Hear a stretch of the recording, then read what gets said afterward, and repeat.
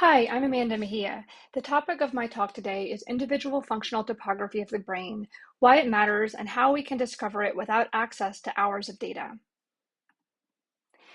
So we have ample evidence from the literature at this point that functional topography is highly idiosyncratic across individuals. So here I'm showing figures from 3 different studies, all of which collected a large amount of fMRI data on a small number of individuals. They then use various techniques to discover the spatial organization of brain function and found that that spatial organization or topography tended to be highly unique across the individuals. So these topographic differences clearly exist, but why should we care about them? So I would argue there are at least 2 good reasons. The first is that the topography itself is biologically relevant. So functional topography has been shown to be predictive of various behaviors, disease severity, and development, to name a few. But also functional connectivity based on individual parcellations has been found to be more predictive than group parcellation-based functional connectivity, again, across a variety of behaviors and measures of interest. But a second, perhaps more critical reason is that topography has been shown to drive functional connectivity estimates using group parcellations. So one study showed that topographic differences might explain up to 62% of differences in observed functional connectivity. And this also suggests that some associations between functional connectivity and behavior may actually be driven by topography, since topography itself is biologically relevant. So to illustrate the importance of topography to functional connectivity, consider for a moment a toy example. So let's imagine that we are interested in studying the visual motor connectivity within elite footballers. And so we've scanned the brain of Lionel Messi, and suppose that we know that his true visual hand functional connectivity is 0.3, which is in line with the population average, while his true visual foot functional connectivity is 0.9, which is much higher than the population average. Now, suppose to estimate these functional connectivities, we impose a group parcellation. So I've outlined here the hand parcel from the group parcellation. And you can see that in Messi's brain, about half of the hand parcel is actually composed of foot regions, and about half of the hand parcel is composed of his hand regions. And so if we go to then estimate the visual hand functional connectivity, the hand signal will be a mixture of the hand and the foot signals. And the correlation between the hand and the visual signal will also be a mixture of the visual hand functional connectivity of 0.3 and the visual foot functional connectivity of 0.9. So in this toy example, we'd be estimating the visual hand functional connectivity to be twice its true value. And potentially more problematic, this may lead us to believe that there is a relationship between football ability and visual hand functional connectivity, which in this case would be false. So this mixing of signals is not limited to toy examples. Here I'm showing an example from the Midnight Scan Club. So on the right, I'm showing an image of one of the subject's brains, and I'm also showing the average parcellation, where I've outlined the hand parcel from the group parcellation. So you can see on the subject's brain, that group hand parcel actually consists of some face regions, some hand regions, and some dorsal attention regions. And the hand region is actually expanded way beyond the group hand parcel. So we used 5 hours of REST fMRI data from the Midnight Scan Club to look at the error in functional connectivity induced by this misalignment. So we defined the ground truth functional connectivity for each subject based on 5 held out sessions of 150 minutes total using their individual parcellation. And then we computed an estimate of functional connectivity using the remaining 5 sessions. So you can see that using the subject parcellation on the left, the mean squared error is quite low, pretty much below 0.02. Whereas the mean squared error of the group parcellation-based functional connectivity is clearly much higher. And again, this is even based on estimates based on 5 sessions of data. So we have a lot of data, and that's not going to fully resolve, the mean squared error is not going to converge to 0 because we have this misalignment. So to illustrate this just a little bit more specifically, consider that mean squared error is composed of bias squared and variance. So we can assume that the subject parcellation functional connectivity, their mean squared error mostly represents variance because we don't have any bias because of not having any misalignment. Whereas the mean squared error of the group parcellation functional connectivity would contain both squared bias and variance. So if we take the difference, we can get a rough estimate of how much bias there is being induced because of these misalignment because of the group parcellation. And we can see here that the group parcellations could induce functional connectivity bias of 0.2 or more for many edges. And on the functional connectivity scale, this is far from negligible. So while many studies have found that functional connectivity based on group parcellations is reliable and identifiable, these measures may provide false reassurance.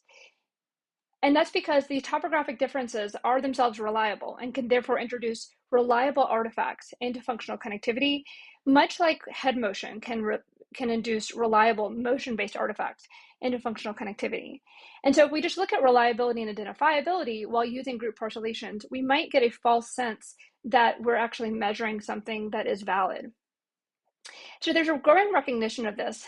For example, there's this quote from Finn and Rosenberg saying that we need to move away from the idea of fingerprinting for its own sake towards looking at individual differences in brain function for their relationship to psychological constructs and or behavior. And I think it is important to make this transition, but I would even go a step further because functional connectivity based on group parcellations could actually still be predictive. But predictiveness without valid and interpretable associations can also be misleading. So we need to be able to measure functional connectivity appropriately and to know that we're really measuring functional differences when we look at differences in functional connectivity. So if we're convinced at this point that we need to account for individual topography, what are some approaches we could take? So we could clearly collect hours of data. That would be a fairly effective way to account for individual topography. We could use emerging multi-echo fMRI techniques, which have powerful denoising properties, which are better able to reveal the signal of interest, in this case, functional topography differences.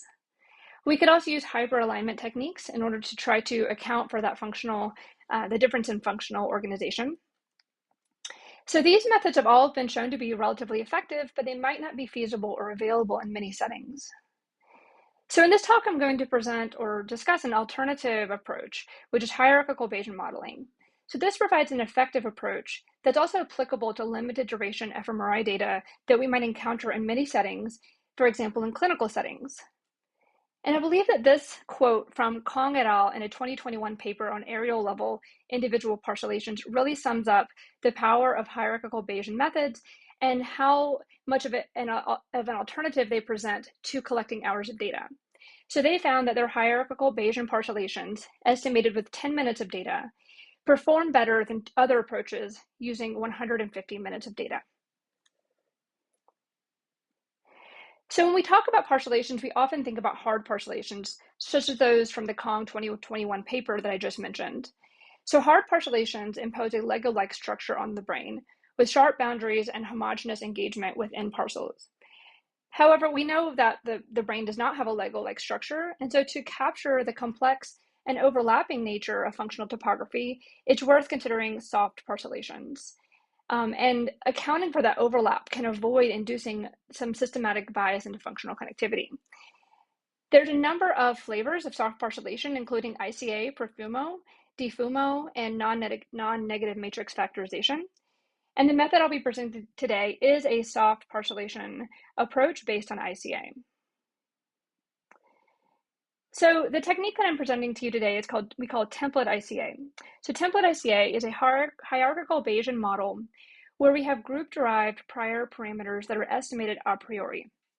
So on the right here, I'm showing an example of some of the prior mean intensities, some of the prior variance intensities, and along with the distributional assumption, these form a collection of priors on the spatial distribution of engagement.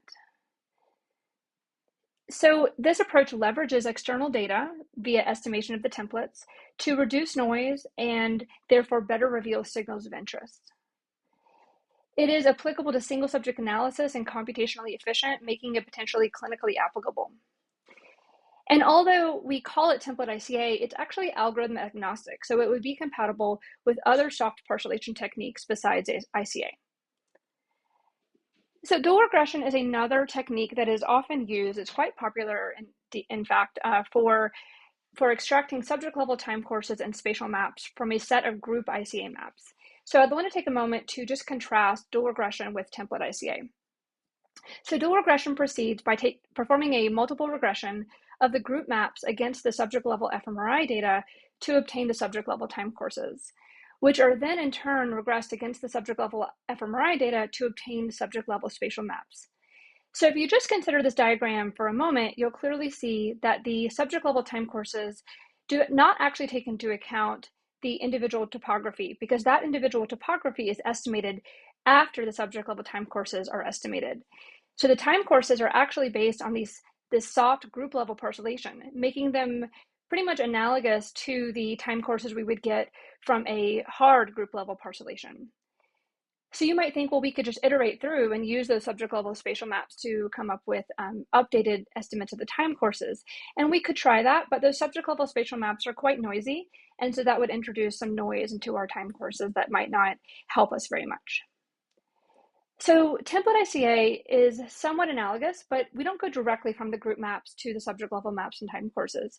We first go through an intermediate step of estimating priors based on external data. And these priors really encode the distribution of expected intensities that we might expect to see before we analyze individual level data. And then when we fit the model, we estimate the maps and the time courses simultaneously. So those time courses are directly tied to the subject level spatial maps, and therefore they account for the individual topography.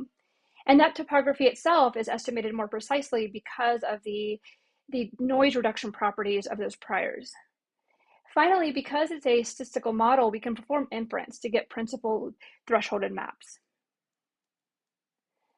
So I'll just very briefly describe the template ICA algorithm. All of the steps are implemented in our template ICA R package available on CRAN and GitHub. So the first step is to estimate the prior parameters.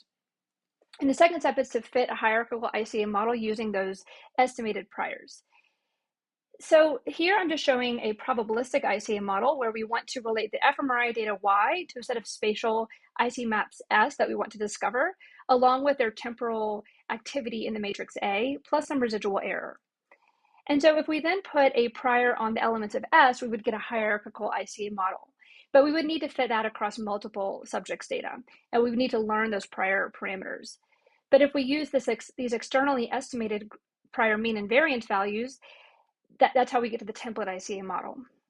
And so this is a quite simple extension of probabilistic ICA, but it's quite powerful. So then finally, we could optionally also perform hypothesis testing to identify areas of significant engagement and to threshold the maps. So we take the estimates and standard errors that we get from the model estimation, and we would perform a hypothesis test using a engagement threshold U that represents a minimum effect size of interest, such as the z-score of 2 on the prior mean map. So now I'm going to show some results from analysis of the Midnight Scan Club that illustrate the ability of template ICA to reveal features of individual topography with limited data. So here I'm showing some animations going through estimation of the model using a single session to estimation of the model using 5 sessions. And I'm showing the ground truth topography based on the 5 held out sessions in black, and I'm overlaying the estimates that we get from 1 to 5 sessions. I'm showing 2 subjects because they exhibit unique features of the salience network, which is the one I'm showing here. You can see that even with a single session, we can really see those individual features being discovered in both of these individuals. Now, if we look across all of the networks that we assign the ICs to, you can see that we achieve coefficient dice overlap between 0.7 and 0.8, even with a single session. And then we achieve dice overlap of 0.8 to 0.9 if we go up to 5 sessions. And so we have quite consistent measures of individual topography using this approach. We also find that template ICA produces highly accurate functional connectivity with a limited amount of data. And so here I'm showing the mean squared error of the functional connectivity based on hard parcellations. This is similar to what I showed before in matrix form, where you can see that the group parcellation-based functional connectivity has a persistent bias relative to the mean squared error of the individual parcellation functional connectivity. And so here I'm showing an analogous plot using ICA. And so the group parcellation is now being represented by dual regression, whereas the individual parcellation is being represented by template ICA. And you can clearly see that dual regression has much larger mean squared error of functional connectivity relative to template ICA, which has quite low mean squared error across all of the numbers of sessions. So even with a single session, it has quite low mean squared error. And if we compare these two side by side, we'll actually see that template ICA with a single session or 30 minutes of data produces more accurate functional connectivity than the MSE individual parcellation using 5 sessions of data or 150 minutes to estimate the functional connectivity. And I'd like to point out that this analysis is actually biased in favor of the MSE individual parcellations, since those were estimated from 10 sessions of data or 300 minutes of data, 5 hours, whereas the template ICA individual parcellations were based on the test data, so 1 to 5 sessions of data. So in conclusion, functional topography is highly unique to individuals, it's biologically relevant, and it must be accounted for when computing functional connectivity to avoid misinterpretation of associations between functional connectivity and behavior. Hierarchical Bayesian models offer an effective alternative to collecting hours of data if we want to extract individual brain features, including but not limited to topography. And today I've presented to you template ICA, which is a hierarchical Bayesian soft parcellation approach that we have found produces highly accurate individual functional topography and functional connectivity from typical limited duration fMRI data, making it potentially clinically applicable.